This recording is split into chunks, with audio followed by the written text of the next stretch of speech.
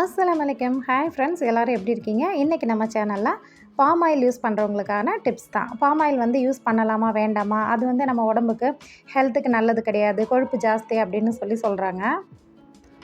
நார்மலாக வந்து இந்த பாம் ஆயில் செம்பனை அப்படிங்கிற மரத்துலேருந்து தான் வந்து எடுக்கப்படுது. நார்மலாக வந்து நம்ம ஹெல்த்துக்கு நல்லது அப்படின்னு பார்த்திங்கன்னா கடலெண்ணெய், நல்லெண்ணெய் தான். பட் எல்லாராலையுமே வந்துட்டு எப்போவுமே வந்து அதை யூஸ் பண்ண முடியாது. ரேஷன் கடையில் கிடைக்கக்கூடிய இந்த பாம் ஆயிலிருந்து சர்க்கரை, அரிசி அண்ட் எல்லாமே வந்து மேக்ஸிமம் பீப்புள்ஸ் வந்து யூஸ் பண்ணிட்டு தான் இருக்காங்க. நீங்கள் சப்போஸ் பாம் ஆயில் யூஸ் பண்ணுறவங்களா இருந்தால் இந்த ஒரு மெத்தடை யூஸ் பண்ணி, ஈஸியான மெத்தட் தாங்க, யூஸ் பண்ணி வந்துட்டு சுத்திகரிப்பு பண்ணிக்கோங்க. அதாவது சுத்தப்படுத்திட்டு அந்த கொழுப்பை ரிமூவ் பண்ணிவிட்டு நீங்கள் ஆயில் யூஸ் பண்ணுங்கள். இதுக்கு வந்து ஒரு எலுமிச்சம்பழ அளவு சைஸுக்கு புளி எடுத்துக்கோங்க. இதுக்கு சென்டரில் வந்துட்டு கல்லுப்பு வைங்க. கண்டிப்பாக பொடி உப்பு வைக்க வேண்டாம், கல்லுப்பு வச்சுட்டு நல்லா வந்து க்ளோஸ் பண்ணிவிடுங்க. சப்போஸ் உங்களுக்கு க்ளோஸ் ஆகலைன்னா மேலே இன்னுமே கொஞ்சம் புளி வச்சு நல்லா ப்ரெஸ் பண்ணி நல்லா கையில் ப்ரெஸ் பண்ணி கொடுத்துட்டிங்கன்னா நல்லா உங்களுக்கு உருண்டையாக வந்துடும். இப்போ வந்து நான் 1 லிட்டர் ஆயில் தான் எடுத்திருக்கேன். ஆயிலில் வந்து கண்டிப்பாக டேட் பார்த்துக்கோங்க. பார்த்துட்டு நீங்கள் எதில் வந்து காய்ச்ச போகிறீங்களோ அதில் வந்து நீங்கள் ஊற்றி ஸ்டவ் ஆன் பண்ணி நீங்கள் வச்சுருங்க. ஆயில் வந்து இப்போ ஹீட் ஆக ஆரம்பிச்சிருச்சு. நல்லா ஹீட் ஆகி வரும்போது நம்ம எடுத்து வச்சுருக்கிற இந்த புளி உப்பு உருண்டையை வந்து நம்ம உள்ளே சேர்த்திருக்கலாம்.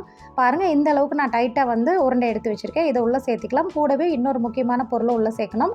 அதாவது வரமிளகாய், காஞ்ச மிளகான்னு சொல்லுவோம் இல்லைங்களா, இதை வந்து காம்போடையே உள்ளே சேர்த்திக்கோங்க. நான் 1 லிட்டர் சேர்த்திருக்கிறனால இந்த அளவுக்கு சேர்த்திருக்கேன். நீங்கள் சப்போஸ் 2 லிட்டர் அந்த மாதிரி காய்ச்சறதா இருந்ததுன்னா இதோட அளவு வந்து எக்ஸ்ட்ரா டபுளாக சேர்த்துக்கோங்க.